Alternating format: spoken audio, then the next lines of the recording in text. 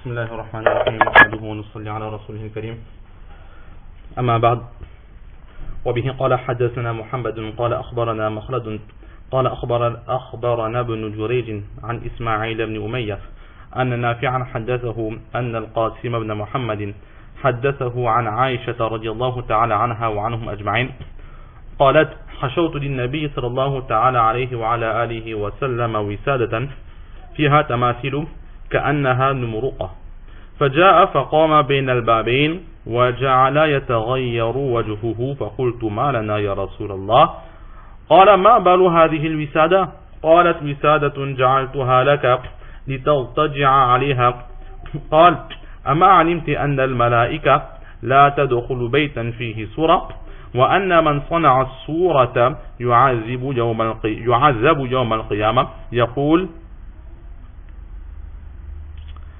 أحيوا ما خلقتم. Par la grâce d'Allah, la dernière fois nous avions débuté ce hadith qui nous est rapporté par Hazrat Aisha radiallahu ta'ala anha, où Imam Bukhari rapporte de son professeur Mohammed, qui rapporte de Makhlad, qui rapporte de Ibn Jurayj, qui rapporte de Ismaïl fils de Umayyah, qui rapporte de Nafia, qui rapporte de Qasim fils de Mohammed, qui rapporte de Hazrat Aisha radiallahu ta'ala anha wa anhum ajma'in, qui dit que j'avais préparé un coussin pour le saint prophète sallallahu alayhi wa sallam avec un tissu qui comportait des images. Lorsque le saint prophète sallallahu alayhi wa sallam est arrivé, il s'est tenu debout devant la porte d'entrée et le teint de son visage avait commencé à changer. Voyant le mécontentement sur le visage de l'aimé d'Allah sallallahu alayhi wa sallam, Hazrat Aisha radiallahu ta'ala anha dit que je lui ai dit: ô prophète d'Allah, qu'est-ce qu'on a fait pour que tu sois mécontent de nous? Et le prophète d'Allah de répondre: qu'est-ce que ces coussins? Et là, Hazrat Aisha radiallahu ta'ala anha dit que ce sont des coussins que j'ai préparés pour toi afin que tu puisses te reposer dessus. Des petits oreillers, selon une traduction, ou bien une forme de natte, un petit matelas que j'ai préparé. L'umraqa, on avait vu la dernière fois qu'on pouvait traduire de différentes façons. Et c'est là que le saint prophète sallallahu alayhi wa sallam, il a dit: ne sais-tu donc pas que les anges, la dernière fois on avait vu que les anges de bénédiction, les anges de la rahma, pas tous les anges qui sont sur nos épaules, kiramin katibin, qui écrivent nos actions, ou encore l'ange de la mort qui viendra prendre la mort, etc. Eux, ils font exception à cette catégorie d'anges. Donc les anges de bénédiction, ceux qui viennent à nos côtés pour faire dua pour nous, eh bien ils n'entrent pas dans les maisons dans lesquelles il y a des portraits. Donc, par la présence de ces coussins, les anges n'entreront pas dans ma maison, les anges de bénédiction, les anges qui feront des doigts pour nous, donc je n'entre pas dans cette maison.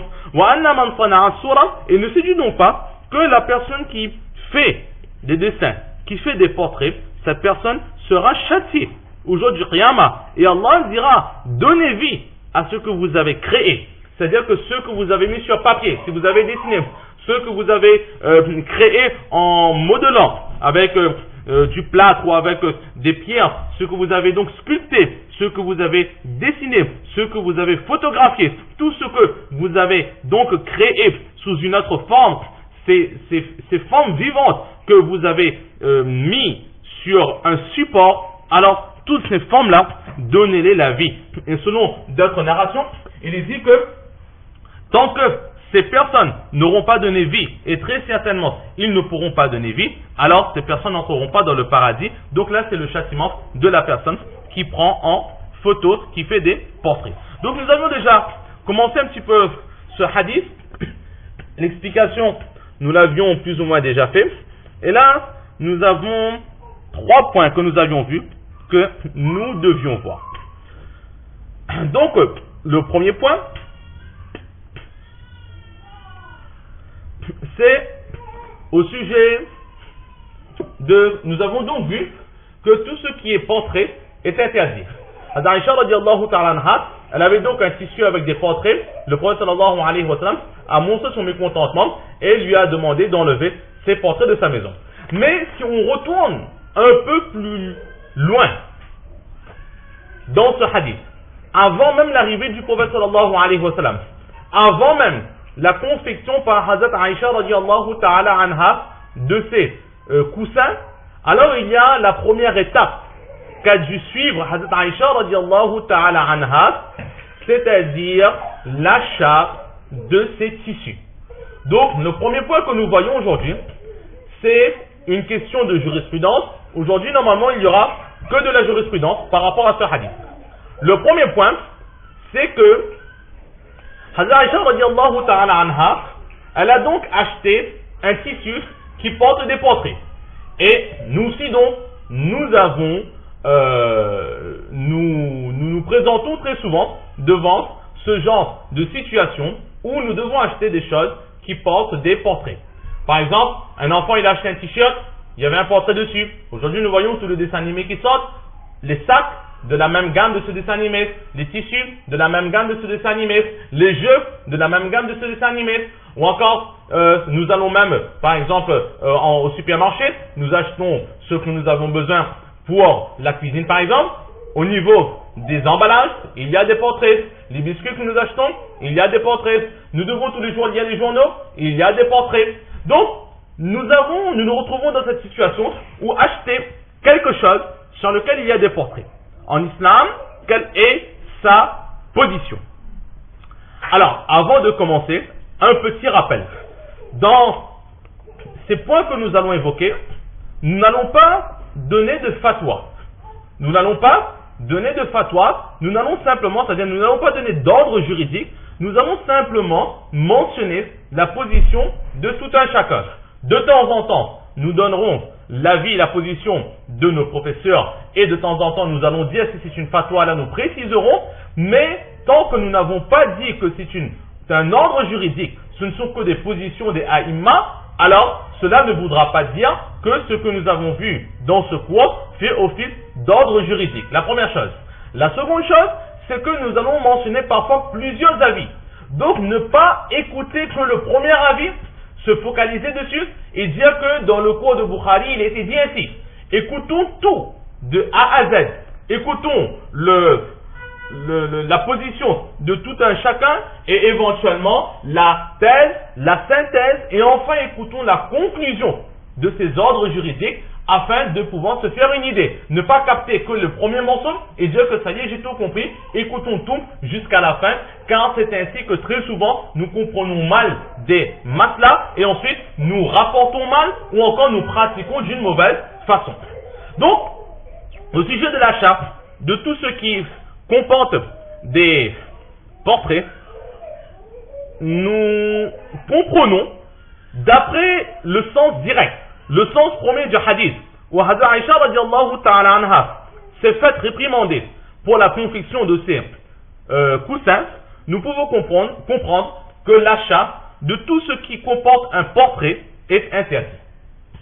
C'est le sens premier du hadith que nous venons de voir, où Hazrat Aïcha radiallahu ta'ala anha, elle s'est fait réprimander. Ce qui veut dire que l'achat des journaux, l'achat de tous les emballages qui comportent des portraits, etc., tout cela devient interdit. Mais, ça c'est ce que nous voyons dans ce hadith du Bukhari Sharif. Mais dans d'autres récits, nous pouvons comprendre que l'achat de certaines catégories de matériel comportant des portraits ne sera pas prohibé, ne sera pas interdit. En l'occurrence, ce seront tous les matériaux dans lesquels les portraits, les photos, les images ne sont pas l'intention première de l'achat. Ou encore, ce sont des images qui n'auront aucun respect de la part de l'acheteur. Ils ne seront pas vénérés, ils ne seront pas élevés, mais ce qui importe, c'est le contenu de ce que nous avons acheté et non pas le portrait qui se trouve sur ce que nous avons acheté. Par exemple, nous avons un récit plus ou moins semblable à ce que nous venons de voir, où là, Hazrat Aïcha radiallahu ta'ala anha, elle a mis à l'entrée de sa maison 2 grands rideaux. Peut-être qu'étant donné que le prophète sallallahu alayhi wa sallam, il avait constamment des visites, donc la porte de sa maison était constamment ouverte. Mais c'est un peu embarrassant de savoir que la porte est ouverte et que de l'extérieur, tout le monde peut voir l'intérieur de la maison. En Inde aussi, très souvent, cela se fait ainsi. Donc, à l'entrée de la maison, sur la porte principale, ils vont mettre des rideaux. La porte est ouverte, l'air passe, mais de l'extérieur, nous ne voyons pas l'intérieur, et de l'intérieur, nous ne voyons pas non plus l'extérieur. Hazrat Aïcha radiallahu ta'ala anha, elle a fait ainsi, mais sur ces rideaux, il y avait encore une fois des portraits. Là, le prophète sallallahu alayhi wa sallam, il a montré son mécontentement. Hazrat Aïcha radiallahu ta'ala anha, elle n'a pas pris ces rideaux, elle ne les a pas jetés, mais elle a coupé ce rideau en deux, elle l'a déchiré au niveau du portrait, elle l'a coupé de façon à ce que le portrait ne soit plus reconnaissable. Donc elle a gardé ce tissu, elle a détruit le portrait, et le prophète sallallahu alayhi wa sallam n'a rien dit. Au contraire, avec ces tissus, avec l'un de ces tissus, elle a fait un coussin, et le prophète sallallahu alayhi wa sallam prenait appui sur ce coussin. Donc nous voyons qu'au début elle a acheté un tissu avec des portraits. Le prophète sallallahu alayhi wa sallam a réprimandé par rapport au portrait. Le prophète sallallahu alayhi wa sallam n'a rien dit sur l'achat de ce tissu. Elle n'a pas dit que ton achat n'est pas valable, que la transaction que tu as eue n'est pas acceptée, va rendre au marchand ce que tu lui as pris et récupère ta monnaie. Il n'a rien dit à ce sujet, il a simplement montré que les portraits n'étaient pas acceptés, n'étaient pas licites en islam. Elle a découpé, elle a détruit, elle a changé ces portraits en coupant ce tissu en deux, et le prophète sallallahu alayhi wa sallam lui-même, il a utilisé ce tissu lorsque le portrait n'était plus reconnaissable. Donc nous voyons que l'achat de ce genre de tissu était autorisé. Et justement, Waqi' rapporte de Usama, fils de Zayd, qui rapporte de Hazrat Abdurrahman ibn Qasim, qui rapporte de son père Qasim, qui dit que lorsque nous avons deux récits, le premier récit que nous avions dans notre livre du Bukhari Sharif, où le prophète sallallahu alayhi wa sallam, il a réprimandé Hazrat Aïcha radiallahu ta'ala anha au sujet de ces tissus, dedans il n'a pas parlé, on n'a pas précisé est-ce qu'ensuite le prophète sallallahu alayhi wa sallam, il utilisait les coussins ou pas. Cela n'a pas été précisé. Au contraire, le prophète sallallahu alayhi wa sallam, il est resté à l'extérieur de la maison. Donc là, nous pouvons comprendre que l'achat de ces tissus n'est pas licite. Mais dans l'exemple que nous venons de donner, et la preuve que nous avons montré que le prophète sallallahu alayhi wa sallam, lui-même, il a utilisé un de ces tissus une fois que le portrait avait été détruit, là nous voyons que dans cet autre hadith, nous retrouvons l'autorisation d'utiliser ce genre de tissu.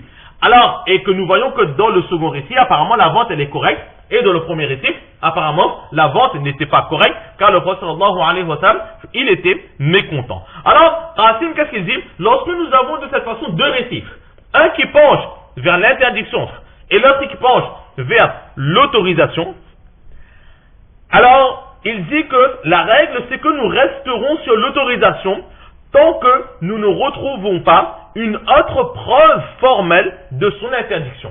Donc apparemment, lorsqu'il y a égalité entre autorisation et interdiction dans ce genre de transaction, donc nous resterons sur la licité. Attention, on parle bien de transaction, on ne parle pas de consommation, on ne parle pas d'action.